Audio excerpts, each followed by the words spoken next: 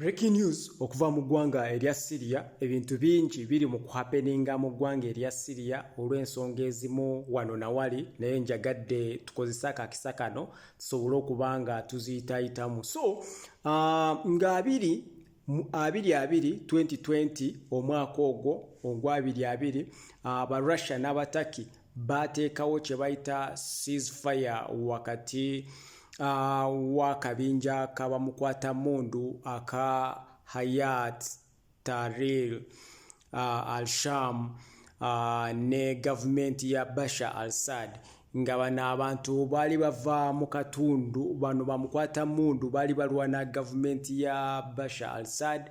Tujukire that was the period nga CIA, MI6 ne Mossad n'abalala abantu abataagala gavumenti ya Bashar al-Assad we baali beegasse okubanga abayamba bamukwatamundu bano abava mu katundutundu ke bayita Idlib akaliraanye booda y'eggwanga erya Turkey okubanga abalwana gavumenti ya Bashar al-Assad okubanga bagijjawo. Meanwhile, Russia ne gavumenti ya Bashar al-Assad basalawo bakube emmundu bayambeko gavumenti ya Bashar al-Assad era okukomekerera nga Bashar al-Assad bamulemezzaako ku ntebe nabano abantu babapushinze okutuukira ddala eri mu Idlib gye babadde bali. So nga 27 omwezi gwa 11 omwaka 2020 bano bamukwatamundu mu kavidiyo ako kolaba bagenze ne bayingira mu kibuga ekyokubiri ekisinga obunene eky'eggwanga lya Syria kye bayita Aleppo, ne bakuba emmundu ne balumba government positions eziri eyo ne babanga bayingira. So aba Russia aba Syria Air Force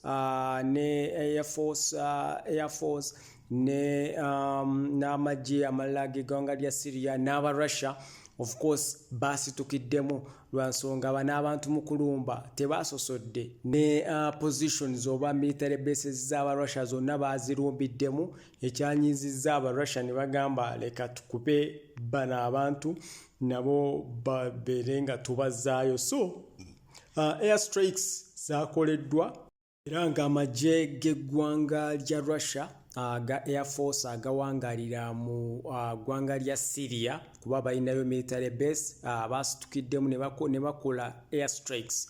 Bagamba nti bano Jabhat al-Nusra abamu ku bantu bano ababeera mu ka group kano nga kano kakuŋŋaaniramu abantu abava mu mawanga ag'enjawulo okubanga balwana gavumenti eno, nga kiteeberezebwa nti of course bali sponsored by America, Bungereza n'eggwanga lya Israeli. So kigambibwa nti luno olutalo eyandibanga front ndala. Bano abagamba nti bamukwatamundu bano babadde baagala kukozesa opportunity eno nga aba Russia bali occupied with Ukraine, Iran, because Iran badde supporting nnyo government ya Bashar al-Assad, nga naye eri occupied with Lebanon na Palestine, nga bali kozesa akakisa kano okubanga balumba government ya Bashar al-Assad babeere nga bagijjako.